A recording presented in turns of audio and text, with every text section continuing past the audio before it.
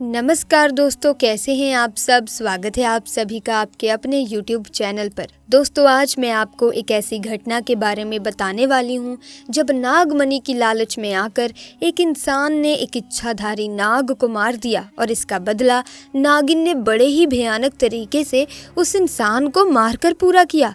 तो दोस्तों, इस वीडियो में आगे बढ़ने से पहले जो भी महादेव के परम भक्त हैं, पूरी श्रद्धा से सच्चे मन से कमेंट बॉक्स में ज़रूर लिखें जय महाकाल। दोस्तों, नागमणि एक रत्न की तरह होती है जो काफ़ी ज़्यादा चमकदार होती है। इच्छाधारी नागों के पास ये नागमणि होती है जिससे वो किसी का भी रूप धारण कर सकते हैं और कहते हैं कि यदि नागमणि इंसानों को मिल जाए तो वो कुछ भी कर सकते हैं। इसीलिए लोग नागमणि को पाना चाहते हैं। कहते हैं जब नाग 100 साल की तपस्या पूरी कर लेता है तब उसे ये नागमणि मिलती है जो भोलेनाथ उन्हें स्वयं देते हैं। और 100 साल के हो जाने के बाद एक नाग इच्छाधारी नाग या नागिन हो जाता है। इससे हम ये समझते हैं कि हाँ, इच्छाधारी नाग नागिन होते हैं और नागमणि उन्हें रूप बदलने में मदद करती है। पर वो इंसानों से दूर रहते हैं क्योंकि इंसान लालची होते हैं और इसी वजह से वो इंसान से बचकर रहते हैं।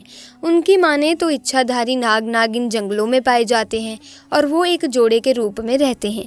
कहते हैं कि यदि तुम नाग को मार दो तो नागिन बदला ज़रूर लेती है और वो 7 जन्मों तक उस व्यक्ति का पीछा नहीं छोड़ती, और यदि नागिन को मार दिया जाए तो नाग बदला ज़रूर लेता है। इसीलिए इंसान उनसे डरकर रहते हैं और इच्छाधारी नाग नागिन शिवजी के सबसे बड़े भक्त होते हैं और इन्हें शिवजी में बहुत आस्था होती है। दोस्तों, ये चमत्कारी घटना है राजस्थान के एक छोटे से गांव अजमेर की। दरअसल ये घटना घटित हुई अजमेर के रहने वाले एक गरीब किसान के साथ, जिसके माता पिता जब वो बहुत छोटा था तब उसे छोड़कर भगवान को प्यारे हो गए थे। दरअसल दोस्तों, जिस किसान की कहानी मैं आपको बताने वाली हूँ उसका नाम मुकेश था। जब वो पैदा हुआ था तो उसकी माँ की जान उसे जन्म देते ही चली गई थी और उसके पिता तो पहले ही गुजर चुके थे। तब दोस्तों, उसके घर के पास एक बुजुर्ग दंपत्ति रहते थे जो कि बहुत ही गरीब थे। उस बुजुर्ग इंसान के पास एक ही खेत था जिसे जोतकर वो अपने घर का निर्वाह करता था।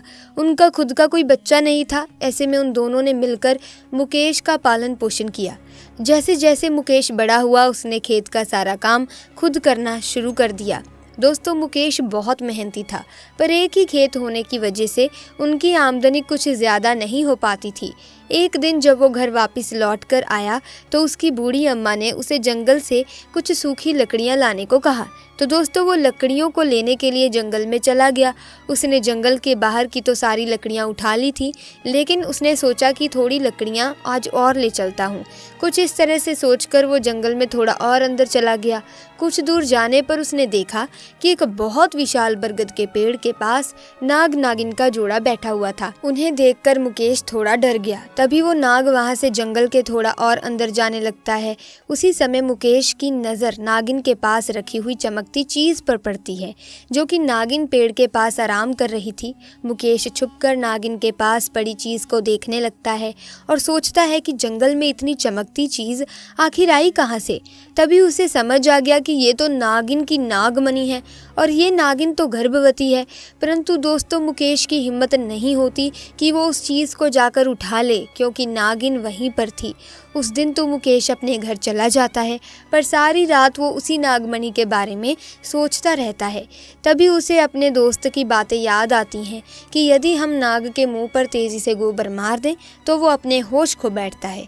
तो अब दोस्तों, मुकेश ने सोचा कि जब नागिन अपने बच्चे को जन्म देगी तभी वो नाग को मारकर नागमणि चोरी कर लेगा। अब मुकेश हर रोज़ अपने खेत का काम निपटाकर जंगल में उसी जगह गोबर लेकर पहुंच जाता था जहां पर वो नाग नागिन रहा करते थे। दोस्तों, जिस मौके के इंतजार में मुकेश था वो मौका आज उसे मिल गया था। जब नागिन अपने बच्चे को जन्म दे रही थी तभी उसने सांप के मुंह पर पेड़ के पीछे छिपकर गोबर दे मारा। नाग गोबर लगने की वजह से बेहोश हो गया और उसने पास पड़े एक बड़े पत्थर से नाग को मार डाला और अब उसने उसी पत्थर को उठाकर नागिन और उसके बच्चे को भी मार दिया। और मुकेश ने नाग के नीचे पड़ी मणि को उठाया और घर की तरफ भाग गया।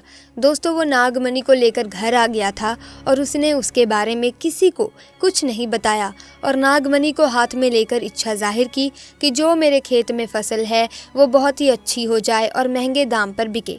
परंतु दोस्तों, उधर जंगल में नागिन किसी तरह बच गई थी और बस बेहोश थी। जब उसे होश आया और उसने अपने बच्चे और नाग को मरा देखा तो नागिन बेबस हो गई।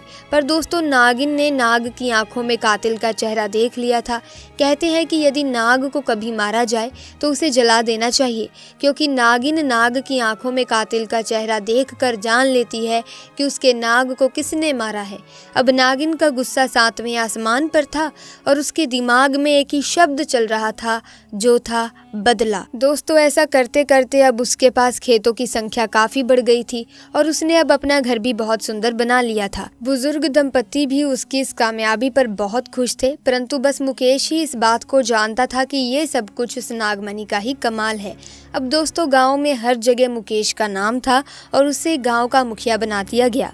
मुकेश भी अपना काम बड़ा ही मन लगाकर किया करता था।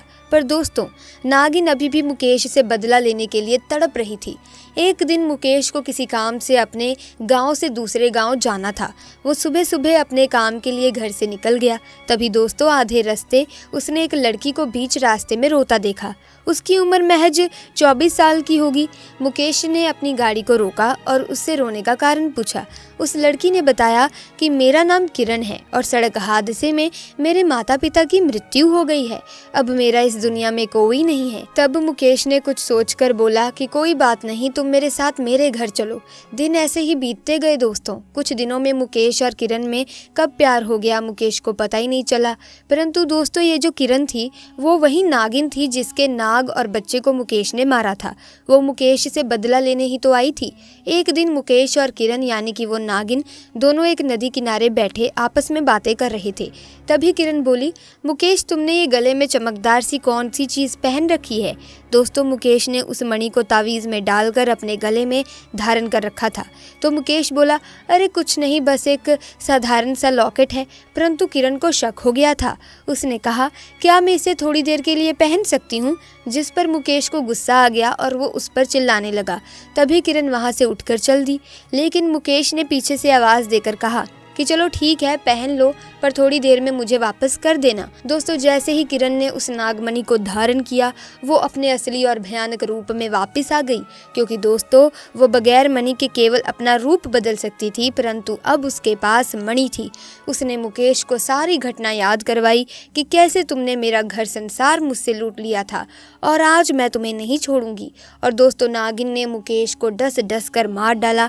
अब नागिन का बदला पूरा हो चुका था और वो वापस जंगल में उसी पेड़ वाले स्थान पर वापस चली गई। तो दोस्तों, इस घटना ने ये जाहिर कर दिया कि नाग नागिन से पंगा भूल कर भी लेना नहीं चाहिए, वरना अंजाम बहुत ही ज़्यादा घातक हो सकता है।